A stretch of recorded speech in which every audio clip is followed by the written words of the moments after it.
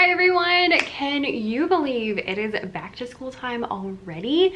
Like seriously, I looked at my calendar and it said August and I just didn't know what to think about that. So today we are going to talk all things back to school. We're going to talk about first day of school activities. We're going to talk about things for my classroom, tips and tricks. I have lots of Q&As from my Instagram. If you want to follow me, it's at Becca's Music Room. And so I had people ask me some questions. So we're going to go through kind of like lessons, ideas, all of that sort of stuff. And then we'll take those Q&As at the end of the video here. So if you enjoy this, please make sure you hit the like and subscribe button down below, especially if you're an elementary music teacher, because that's what we talk about here. We talk all elementary music teacher all day long. So if that is something that interests you, then definitely hit that subscribe button. And with that, let's hop right on in. All right, so my first day of school is actually tomorrow. And if you're like, Becca, why on earth are you filming on the day before your back to school day? Well, honestly, I was supposed to go to choir tonight and then it got canceled, and so I just didn't have anything better to do. So here we are filming this video that I was not planning on making, but I'm excited anyway. And so we're starting tomorrow and I'm very excited. I've had this question a lot. If you are worried about, if you're like not motivated, not excited, find something you are excited about. So for me, it was open house. When I got to open house yesterday and I got to see all my kiddos, and some of them I haven't seen in like a year and a half because we've been distance learning. It's been like a whole thing. That is what gets me excited. And if you're not there yet, that's fine too. But just think about all the fun things. Think about your favorite lessons you get to do, and think about all the things that you enjoy about teaching, and think about those. If you focus on those good things, then hopefully you'll be a little bit more excited. But with that being said, let's talk about what to do on the first day of school. When I asked for questions, this was like the biggest thing that I got.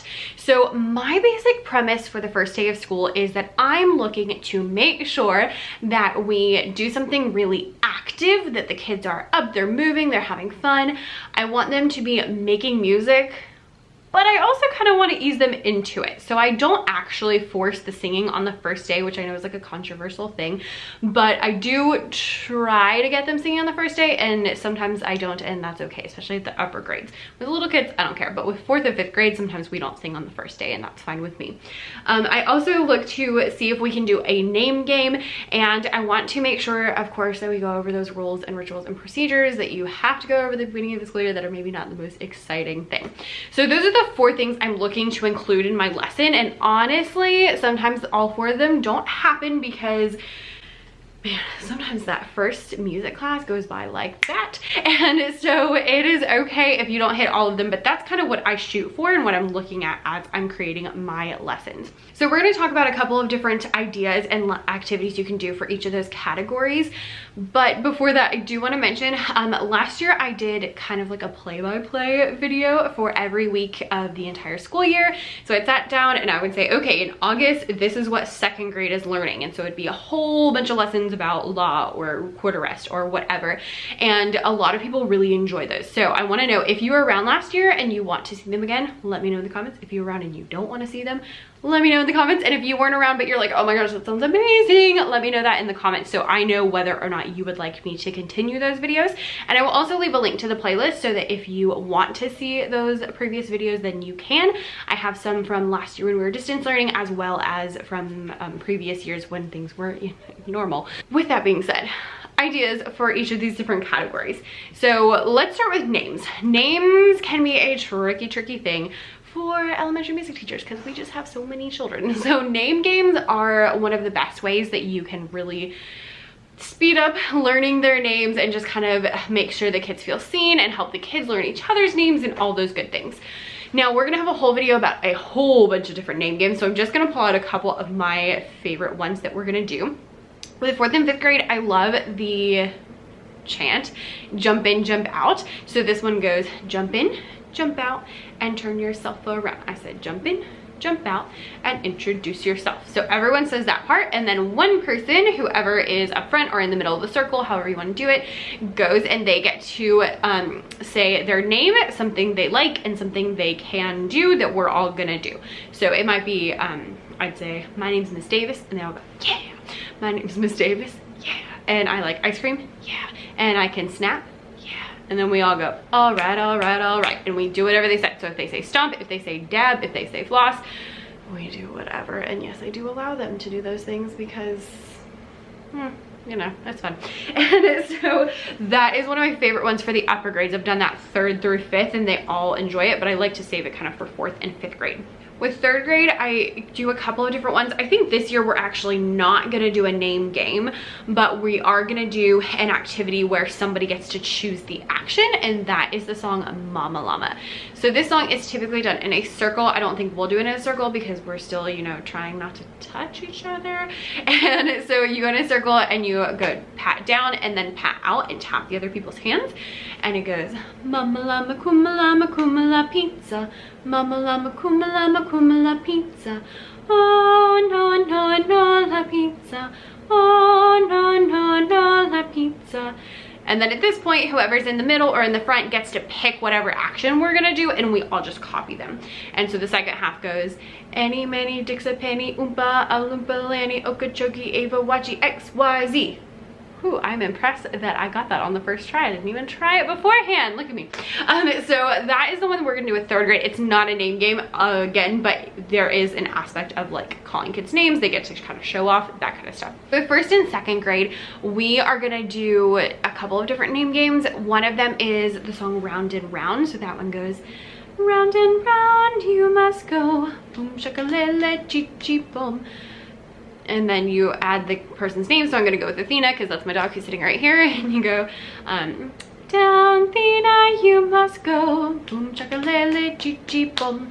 And you're supposed to have it where one kid sings the call and everyone does the responses, and then they pick the next person by calling that person's name, and it kind of goes around.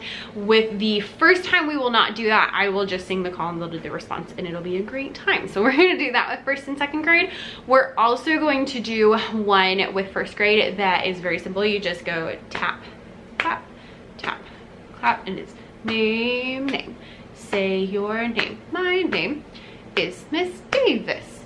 Her name is Miss Davis. So everyone does the first and the last part, and then the kid says the part in the middle. So we will do that, and then that will take us to a singing name game where they will sing, my name is Miss Davis, and then everyone sings, her name is Miss Davis, because the first month of school we always work on the 4 different voices, and so I like doing that so we can say our name, we can talk our name, and then we can also sing our name. And so we like to do those right off the bat. Those would be some of the first lessons that we do. Okay, then I like to make sure that the kids are super active. My basic goal is to wear them out because I don't know them very well yet, and so I don't know, you know, which classes need that extra movement yet. So I just like to do it all the way across, and this is usually the first thing we do. Even before we talk about the rules or anything, I'll say, hey, I'm Miss Davis, this is your seat, let's stand up and do something. And my 2 favorite go-tos for every grade level, I've literally done them with every single grade level, are number 1, the stick figure movements. I will pop up a picture on here. These are like my go-to when I'm just like, I need something. So super easy. It's just a piece of paper with a little stick figure on them. They're in my TBT shop. They are like stupidly cheap, and so I will leave a link to those below if you want to grab them. But basically the kids just, you know, match the stick figure with their body, and I just hold them up, and I'll switch every like 4 beats ish, 8 beats ish, and usually we do it first just without any music, and then I'll add either some music or like a backing track or something in, you know, in the background to just add things. Or sometimes I don't add music, but I'll get faster and then I'll get slower, and we'll do a lot of those things. Or sometimes I'll switch the order to like mess with them, or once we've done it once, sometimes I'll add in a blank sheet of paper, and when you get there you get to pick your own statue. So there's lots of different options that you can go with that one. Actually, I have an entire blog post about different things you can do with the stick figure posters, so I will leave that link down below. I'm gonna have a hard time remembering all of the links. Do you think I look like a music teacher? I don't always dress like this, by the way. The second one that I love to do, that again works like literally with any grade level, is just you grab a drum and you play 8 beats, 8 beats, and on the downbeat of the first measure you play it forte, and the rest you play piano. And so there's a couple things again you can do with this. So I like to start with having the kids either stomp or jump. On the loud, I usually let them have the option, and then on the other beats they tiptoe, and so they'll, after a while, they'll kind of get into the routine And again, you can speed it up, you can slow it down, you can change it however you want to. And then after a while, then we will do a different one where they are making their own statues. And so every time they hear the forte beat, they change to a different statue. And it is really fun and they get super into it. Like even the 5th graders, they love it. It's so great. It's like a really nice movement activity. And for kids who feel uncomfortable, I tell them, I'm like, you don't have to do anything fancy. You can literally just go like, you just got to do something so I know that you can, you know, hear what we're doing here. So those are my 2 favorite, like, works with any grade level, works with anybody at all in the whole world. And so those are 2 that I would suggest for any grade level at all that you want to work on wearing them out on that first day. Now, after I wear them out, I then look to see if I can talk to them about the rules. So I have a video about how to teach the rules, and I also have I think a blog post about routines. So I'll link those down below, but the gist of it is that you want to make sure that you go over your main classroom procedures and your rules and consequences and all that so that they know ahead of time. I know some people who say they don't do that on the first day. I will say with my kiddos, I have to do it on the first day. And so usually they come in, we find their seat, we do one of those really active activities, and then we'll go over the rules. I have 4 rules in my classroom. These are actually available as a free download. I will link down below. And so they are follow directions, be respectful, be responsible, and be a participant. So those are a free download that you can get down below, and those are our 4 rules. I like having the rhythm because we can clap them. I have the kids echo them with me. We say them pretty much every day. So the older kids like have them down. They know them really well. With the older kids, I will clap a rhythm and they have to guess which one it is. And that's kind of a fun way to do it. With the younger kids, we just, you know, repeat after me and say them. And then we kind of talk about different things. Now, the magic about the rules is that you can't just leave it there. So it's not like, okay, these are our 4 rules, and then I never look at the posters again. I bring them back up. So before we'll do an activity, you know, if we're doing jump in, jump out, I'll say, how can I be respectful to my classmates while we do this activity? They're like, oh, you know, we don't want to make fun of people. We don't want to get in their space. I'm like, great. How can we be responsible? But responsible people just like run around the room. They're like, no. And I'm like, great. And so we can use those as talking points as to how we're going to do our activities. Also, if someone does something they shouldn't do, then I can say, was that very respectful? And they're like, no. And I'm like, no, they're not. I get a yellow card, which takes me to the second part. So after you get the rules done, you also want to talk about what happens if they don't follow the rules and if they do follow the rules. So I would have some sort of positive behavior intervention system, also known as PBIS, where if they do the right thing, they get something. So we work as a class. We're doing teacher versus student points this year. I did them last year at the end of the year and I liked it a lot. So basically, if they're doing a really good job, then they get a point. I tell them, if I'm working harder than you are, like I'm doing what I'm supposed to, but you're not listening, then I get a point. And all of their points equal game time on Friday, because I see my kids for a week at a time. If I have any points, then it takes away. So if they have 5 points and I have 1 point, because one time I was working harder than them, then they only get 4 minutes of game time. And I try to keep it so they don't get more than like 5 minutes. So trying to keep that like pretty even so they don't just have like, you know, 30 minutes of game time, because that would be insane. And so you can kind of, you know, gauge it from there. But that's always a really good incentive. And I usually, for the first week, I'll pick the game, but usually I let them pick the game after that so that they have a little bit of choice along with that. You also want to go over all of your routines. Again, I will link a blog post all about routines because they're very important, but you want to have a routine for literally everything. How do they walk in the room? How do they raise their hand? How do you go to the bathroom? What do you do if there's a fire drill? All of those things are really important. Now, you don't have to go through every routine ever in your life on the first day, but whatever is relevant you want to bring up. So for me, I always make sure that I hit how you ask questions. So, you know, raise our hands, and we even go through like, this is how we raise our hand. If it's like this, I can't see it, that's not helpful. And we like, I have the kids do it. We'll talk about how we sit in the music room. We'll talk about getting up to get anything. I have the kids always raise their hand before they get up to get anything because movement stresses me out if I don't know where you're going. And so I like to be informed before that. We talk about how I'm not going to answer your questions if you don't raise your hand. We talk about things like, you know, where we go if there's a fire drill and just all of that good stuff. But we're not going to talk about anything that's not relevant on the first day. So we won't talk about supplies because I usually don't use any supplies on the first day to make life easier.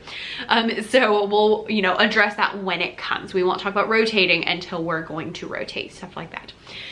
So those are very important. I know that was kind of like a lot of information in a short amount of time, but I will leave those links down below. Also, if you're a new music teacher, by the way, I have a free music teacher course.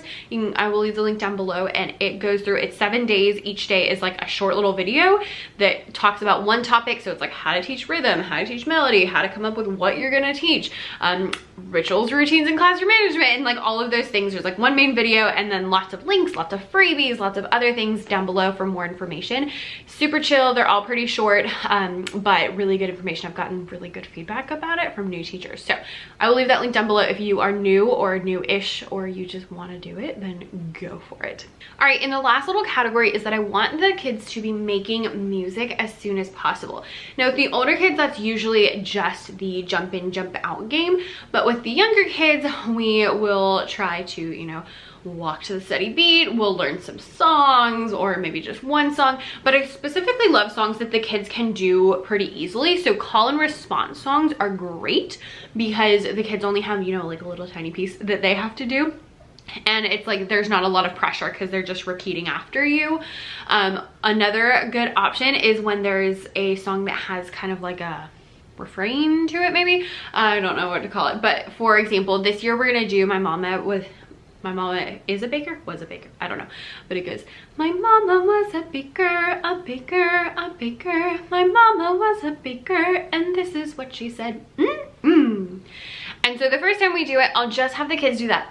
And so they're participating, but even if they're feeling shy, even if they don't want to like go for it, they still have that option to just do that part. It kind of eases them in. Another option for something like that would be something with actions. So one of the things we're going to do in the first month of school is the song There's a Hole in the Bottom of the Sea. And that one's fun because we do actions for each one. So we'll say, you know, there's a hole in the bottom of the sea, and there's a log in the hole in the bottom of the sea, and there's a bump in the log, and we got to make up all the actions. And so even if the kids aren't singing, they're still doing all the actions, and they're actively music making. Same with like the Mama Llama song. That's a great one for getting the kids up and moving and participating, even if they don't, you know, feel comfortable singing and going totally into it yet. I'm okay with that on the first day. Some other people are very much like the kids have to sing on the first day, and that's fine if that's you, but this is just my personal opinion. I'm like, you can sing if you want, but I'm not gonna force you the first day. On the second day, then we'll get there. I also sometimes include a game at the end of the first day because I just want to make it like as much fun as possible. So my favorites would be things like Poison Rhythm, or maybe doing a singing game. So anything where any of those like chase games. I usually like to do freeze dance, or like any kind of passing games are great. Bounce high, bounce low. Those things are all a lot of fun. And I usually also will do things a grade level or even 2 below where my kids should be on the first week of school, because again, we're kind of easing them back into it. And sometimes I even pull out things from last year, because again, ease them back into it, you know, make them feel familiar, especially this year when I haven't seen kids in like a year and a half. And so I'm like, I don't even know if you can sing. So those are kind of my first day of school plans. As far as like what order we do things in, typically I again have the kids come in, they find their seat, we then do our really active activity. We talk about the rules, and then we'll do usually either something really active or a name game, or some things work for both of those. And then if we have time at the end, we'll do a game. With the little kids, we do a lot more than with the older kids, because with the older kids, we spend more time talking about how we do everything. With the little kids, it's a lot faster because their attention spans are like this long. So there's that. All right, so that concludes our like first day of school lesson ideas. If you are teaching online, by the way, I have this book. It's called Virtual Music Lessons for Teaching Online. It's available on Amazon and as an ebook format. I will leave a link to it down below. I'm hoping that you're not starting the year online, but I saw someone buy it the other day, and so I was like, oh no. It's like, I don't want you to buy it because I don't want you to be virtual, but then I'm also like, I do want you to buy it because I need it, and you know, that's awesome and I love it, but I don't want you to have to need it. But if you do need it, it is really good. It has tons and tons of different activities for all grade levels from K through 5. So that's it for all of our lesson planning kind of stuff. Next up, let's talk about a couple things I have for my classroom. Now, I am a fan of, you really don't need to spend money on your classroom. You don't need to spend any money on your classroom at all. But if you want to, go for it. Just remember to, like, the lesson is the important part.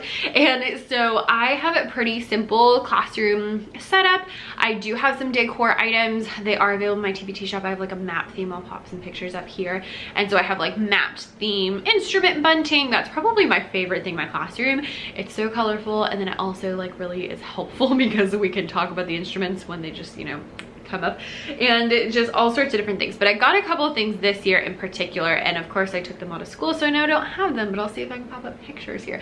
So one thing that I got is the whiteboards from Target. They are available in the dollar spot. They were not available last time I looked online, but go check your local Target and see if they have them. They have 5 lines on them, which makes them perfect for Melody because they have 5 lines, and they're also like really far apart from each other, which means if you're using mini erasers or bingo chips to help work on the staff, then they are like perfect for that. And then they also have like a box, so you can use them for other things. So like half of it's a box and then half of it's the 5 lines. It's wonderful. I bought a whole class set of 30, which, did I need to spend that much money? Probably not, but I'm really excited about it. So I will see if I can link them down below. If I don't have them linked, it's because they are not available. Go check your local Target dollar spot and see if they have them there. They are $1 a piece. The second thing I got is also available at Target, but I got mine from Michael's because they had teal, and also they had them in stock. And so this is a lap desk. I got 6 of them, and what I'm going to do with these is we're going to use them for xylophones, because I hate having the xylophones on the ground. I feel like they're really hard to play. Not xylophones, sorry, glockenspiels. It's really hard to play when they're on the ground. So with this, I can have them propped up here, and they're a little bit off the ground. They're just a little bit easier, and also there is a little spot to put the mallets. How wonderful. So Michael's did have these available online, so I will link them down below if they are still available. Again, if you don't see them, it's because they don't have them anymore. The last thing I got is, not the last thing I got, but the last thing that I'm going to mention today that I purchased is that I got this new lanyard. I've been using like the lanyard they just give you when you start working at the school, which is fine, but I really wanted like a pretty one, and so I got this one off of Etsy. I will link it down below, and you got to choose like what color beads you want, and then they put your name on it, and then it has like a little tassel, and then the little like clip, which is going to make it so easy to put my badge on and everything. And it has the safety release, which is something that I 100% was like, I will not buy one if it doesn't have the safety release, because if it accidentally gets caught in something, it can like trick you out. So I obviously have not used it because I literally just got it today, but I'm super excited because it's so pretty. So I'm hoping that it is a great time. And y'all, their packaging was like insane. They have like custom bags, and then on the outside they had a sticker with my name on it, and I was like, seriously, like, holy cow, like they printed a custom sticker with my name on it. Like, that is some service. So I will leave this linked below if you're in the market for a cute little lanyard. All right, so that takes us to our Q&A portion of the video. So let's see. We have, number 1 is socially distanced seating in the music room. I'm laughing because I have no idea. My kids come tomorrow, but they're not in my room until Friday, so I still don't know. There's still tables that don't belong in my room that are in my room, so I'm going to talk to my principal about that tomorrow. The next question is, besides long range plans, how much do you try to plan ahead before the first day? So I have, of course, my long range plans. So I have like, you know, this month we're working on this month we're working on that. But on top of that, I also see my kids for a week at a time. So I lesson plan Monday, Tuesday, Wednesday, Thursday, Friday. And then I keep that same lesson plan for about 4 to 5 weeks, depending on how many classes we have. It's very funky, I know. It works better than it sounds, because when I first heard it, I was like, no, this is not okay. But it actually works pretty well, I will say. There are drawbacks, but there are some things that I actually really like about it.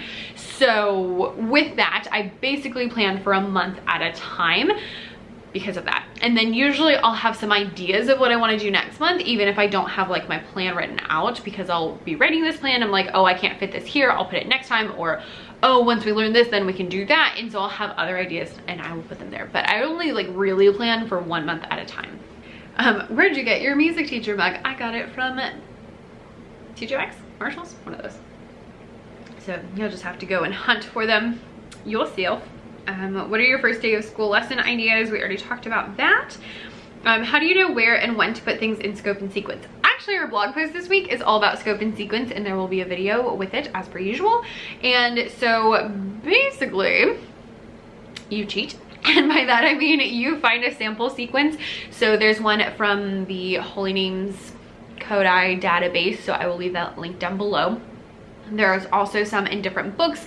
I would look for a Kodai sequence, even if you're not like a Kodai person, because you know, Kodai is just known for it, like having that sequence down. And then you're gonna kind of just see what's realistic for you. So the one I was talking about that I will link below, I don't know how often they see their kids, but it's a lot more than I see my kids, because they go through so many concepts and I'm like, nope.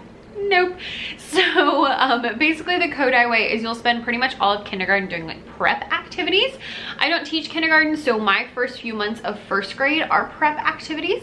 And then after that, you want to estimate like 5 to 10 lessons, maybe shoot for like 8 lessons on this same concept.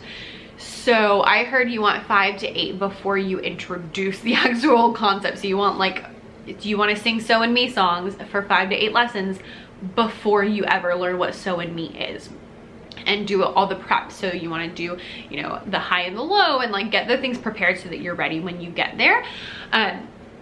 So whatever that leaves you with is what you want to go with. I like to stagger mine, so I'll do a rhythm concept and then a melody concept, and I go back and forth, and then I add the other ones in throughout, because I feel like forte and piano take a lot less time to learn than quarter and eighth notes. So I will stagger them back and forth so that I can kind of be like halfway through one while we do the other, if that makes sense. So like in September, we'll learn a rhythmic concept and we'll prep the melodic concept, and then in October we'll work on that melodic concept and either review that rhythm or prep the next rhythm or whatever. So I usually plan like 2 or 3 months on the same rhythm or melodic concept and just kind of like stagger them. I hope that makes sense. But remember, it's all about your kids, and your kids are different, and especially this year, if you have been online or you haven't been able to teach singing or whatever, it's going to be a lot different. My kids are in way different places now than they usually are, and I have kids I haven't seen in a year and a half, so like we're going to be way behind where I usually am, and that's okay. Start with where they are and just go at their pace, because if they're not learning, then there's no point in, you know, there's no point in pushing on if they're not like truly learning it. So just go at their pace and don't stress about it. Is it winter break yet? The 109-degree heat outside would say no. What is your first day of school outfit?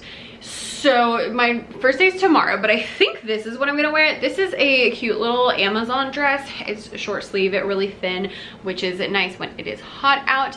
I think I've been debating between this one and then I have like a white and black dress. So I'm either gonna wear this one or that one. This one is from Amazon, so I will link it down below because I know it's still available. The other one is not available. And then I will, regardless of which dress I wear, I'll probably still wear this blazer. It's like a jersey material. They usually have them at like Target and Sears. They have them on Amazon. I'll see if I can link one down below.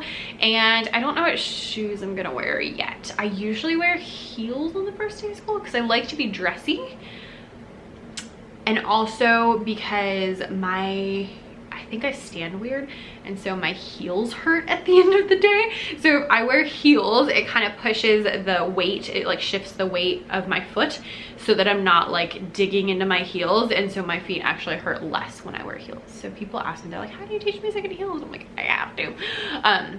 So I think that I will probably wear heels tomorrow, but I have not decided yet. I should probably think about that. And the last question is simple, inexpensive ways to decorate your classroom. So I already talked a little bit about, no, maybe I didn't, I don't know. Okay, so number one is you're gonna wanna use paper. Paper is probably free. If you have that big butcher paper, you can dress up the walls with that butcher paper all day long. Tablecloths from the Dollar Tree or the dollar section are also great. I have one of those on one of my bulletin boards so that it won't rip as easily as the paper does, and it also won't fade as easily. You can also do fabric. I used to have fabric on my bulletin boards. That was great. You can get it pretty cheap. The next thing is look at your storage. So see if your storage can be kind of decorative. And by that I mean you want it to all match if possible. And it probably won't match originally. So what you want to do is get some spray paint or get some, again, some fabric. And I actually, like my first year, I just wrapped a bunch of paper boxes in fabric so that they all matched and they were all kind of with my color scheme. And then I put lots of instruments inside of those. And so it's functional and it also looks cute, and it didn't cost you very much money, especially if you're like me and your mom has lots and lots of fabric, so you actually just went to mom's house and was like, hey, give me some fabric please, and she was like, sure. So that's a great thing to do. And then number three, I would say, again, use what you have. So instruments can be used as decor, especially if you have like those really fun ones with like I have some congas that are really big and really pretty and have like a cool print on them. You can use your books to display things. You can make little banners for free. You can, you know, make things on PowerPoint and print them out, and you can print them on the school's paper and on the school printer and all of that good stuff. So just really think about like using what you have. There's plenty of time to buy stuff in the future. So especially if you're a brand new teacher and you haven't gotten paid yet, like don't go spend all the money. Wait until you see what you need and what you like. I have purchased a couple of things like I mentioned, but they're more functional than like decorative. So I buy things that I know will make my life easier versus things that are gonna make my room pretty. And my room still looks really nice. So I think I'll have a room tour coming out sometime soon. I originally wasn't going to because it was gonna be the same as last year, and then I changed myself. So make sure you hit the subscribe button if you are interested. Make sure you hit the subscribe button if you are interested in that video and all of our other back to school videos, because we're gonna have all my back to school lessons. We're gonna talk about how to not lose your voice when you go back to school. We're gonna talk about other outfits that are really good for the beginning of the school year, and with the outfits, caveat, my kids come back tomorrow, but they won't be in my room until Friday. The first time I have each grade in my classroom, I always make sure I wear pants because I like to show them what is a good way and not a good way to sit in the music room. And for that, I want to sit like crisscross applesauce. And so I always make sure I wear pants on the first day there in my room. Very specific to me, so maybe not helpful for you, but that's what I like to do. And I think on Friday, I'm planning to wear my absolute favorite navy pants from Amazon. I will link them down below. They are magical. They are like the stretchiest things in the world. I love teaching in them because they're so stretchy, so you can dance and you can move and you can sit on the floor and it doesn't matter. They're high-waisted, which I love for my figure. It just looks so much better. They have pockets. They're cheap. I have them in 3 colors and they're amazing. So I will leave those linked down below. And then I think I'm gonna wear maybe like a yellow shirt with that, and then probably a sweater. So that's my thought as far as that. But yeah, so there you go, a dress option and a pants option, so whichever one you like. And if you are a man, then I'm sorry that I cannot help you because that is not my area of expertise. Anyway, all of that to say, we have lots more back to school videos coming out. If you have questions, leave them down below and I will see if I can address them in a future video. Thanks so much for watching, and if you are an elementary music teacher, click the link down below to subscribe. And if you're new, click the link down below to get your free music teacher course. Okay, I think that's all I had to say. Bye.